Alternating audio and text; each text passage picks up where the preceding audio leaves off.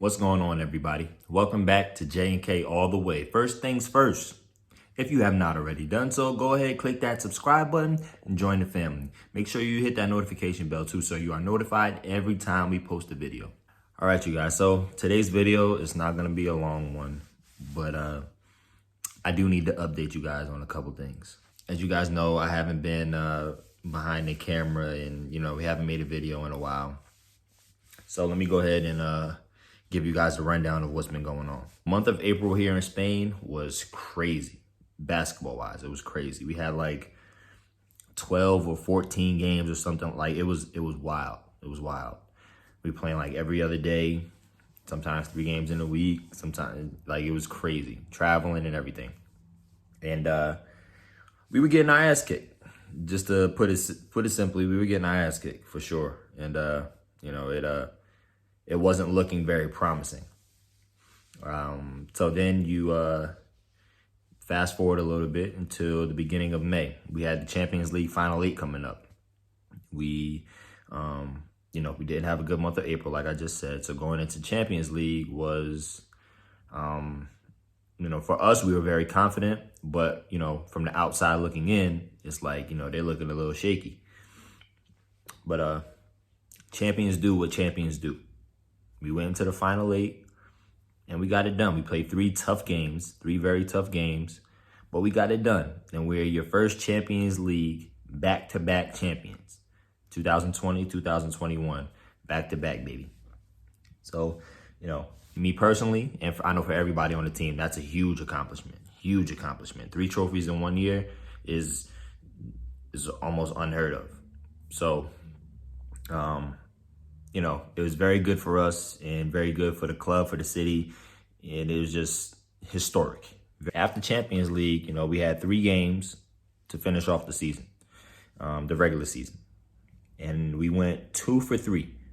So that solidified us in the 6th spot for playoffs. We locked down 6th place, and everybody, like, we're good. Everybody's feeling good, and we knew our matchup. Our matchup was Tenerife. Tenerife is one of those teams that we've been losing to. They've kind of been kicking our ass. They've kind of had our number. I'll say that they've had our number. So it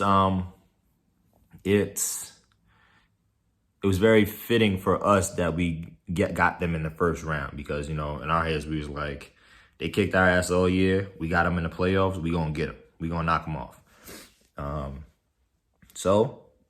Here's where the story gets a little rocky, a little iffy. So first game, we go there and, we're playing, we're in the game, we're out of the game. Like the game is good, up and down, And in the 3rd quarter, I catch a pass and I make a move and I go down. I'm in pain. I'm down for the count. The game is over. We lost. We lost by 9. Game is over. And, now this is one of those things where I have to go to the hospital. I have to go to the hospital and get checked out. So went to the hospital, got an MRI, and it came back that I tore the meniscus in my right knee. So my season is done. So, yeah, I tore the meniscus in my right knee, and I would need surgery to have it repaired.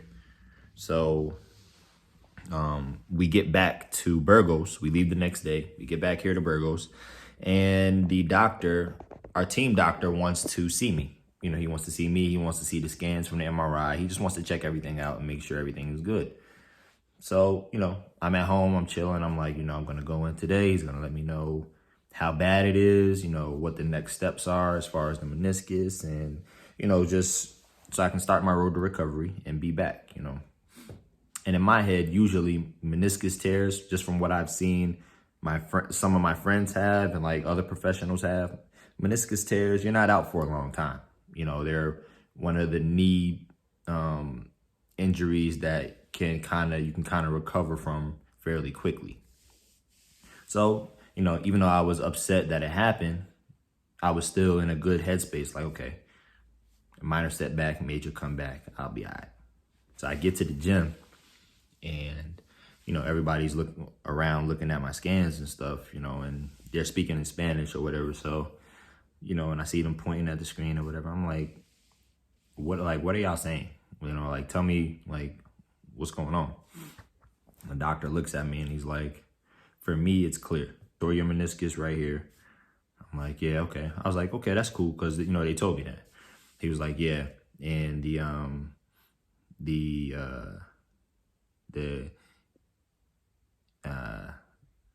anterior, however you say it, I forget the proper name for it, but he's like, your ACL is also broken. So when he says that, my heart dropped.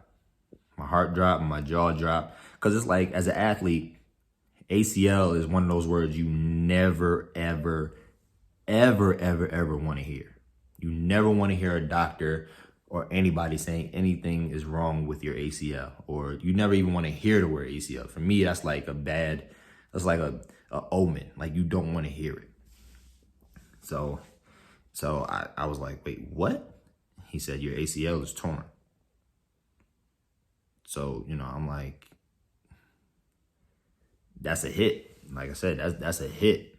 So, you know, then automatically everything starts going through your mind. Like, damn, you know, what's going to happen for next season?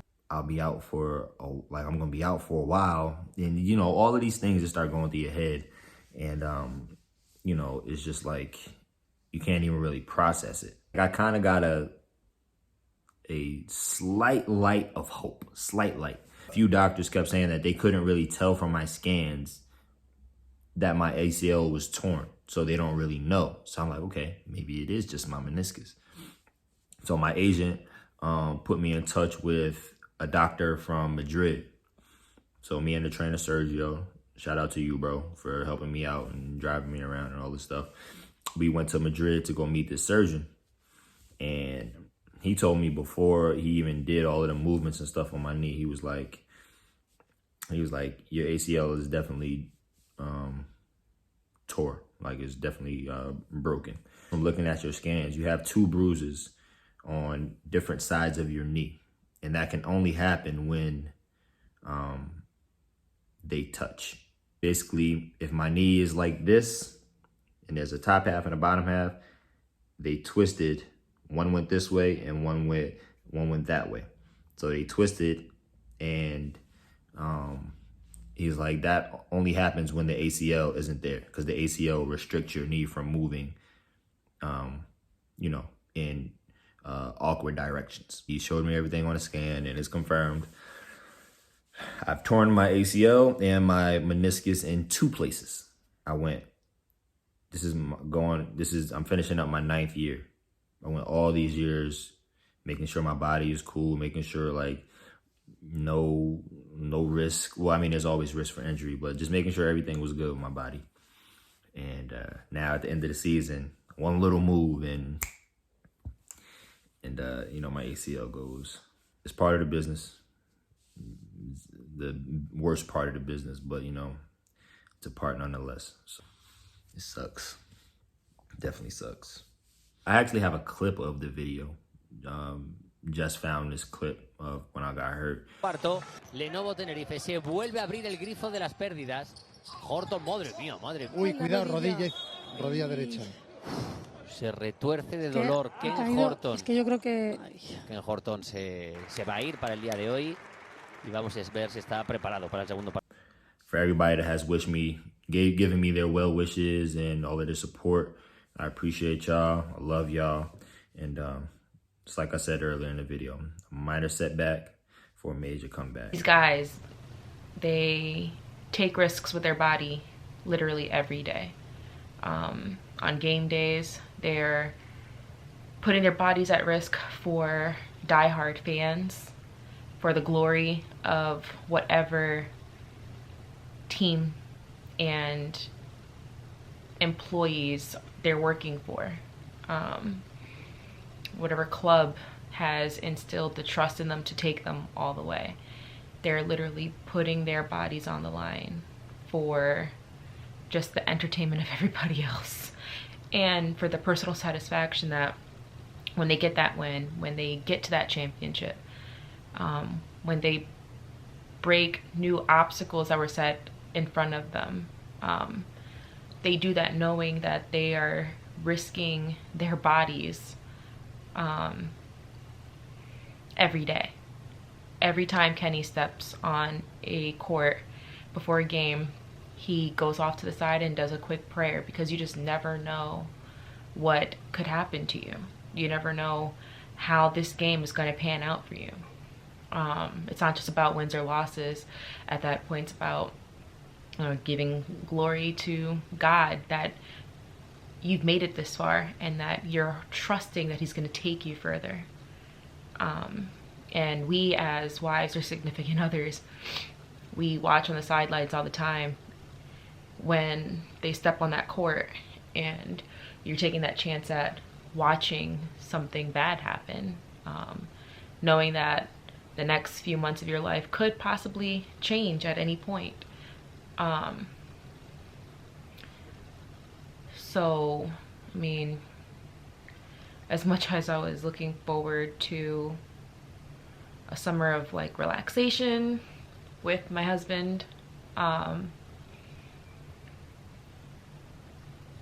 taking advantage of the opportunities that were already starting to present themselves, like life-changing opportunities that could have presented themselves or that had started to present themselves.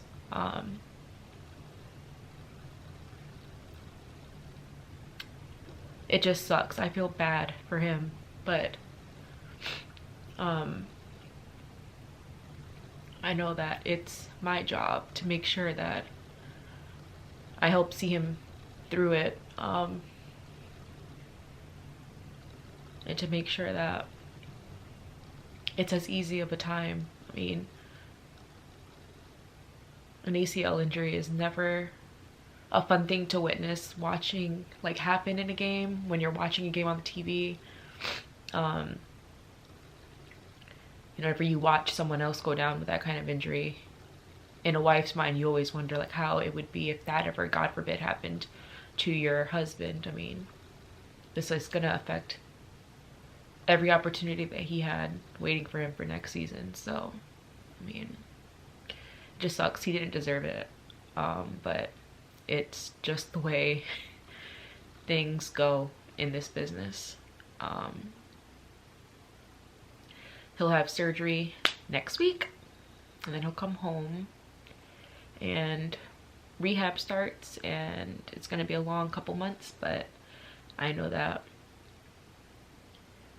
as much as we had a plan, there's a bigger plan that we don't have control over, and I just have to trust that, you know, the big guy upstairs is going to see us through it, and that everything's going to be okay, and that he'll be stronger than he was before. This isn't the way I know he wanted his season to end, but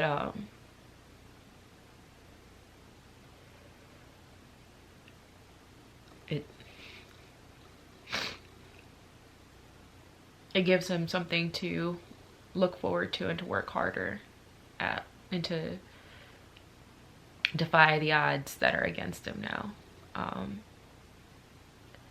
I'm just hoping for like the smoothest journey possible, but what can you do?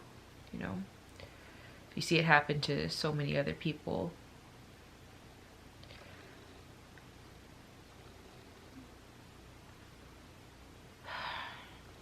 Well, he has this. He is the most impatient person ever, but he has this. Well, I'm gonna make sure he has it, and that he gets through it, because it's something that us wives sign up for, knowing that at one point this could be our situation. But what's coming has to be better than what's already behind us. So I'm going to trust in that. I'm going to have faith in that, and I hope he does too. But yeah, it is what it is at this point, guys. So we appreciate everyone that's already heard about the news and has reached out to him, and we just ask for your positive energy, positive vibes, your prayers that he has a smooth surgery, a great rehab process, and that he comes back stronger than how he ended this season. So appreciate you guys. We'll keep you guys updated on his journey and our summer. So it's gonna be a wild ride.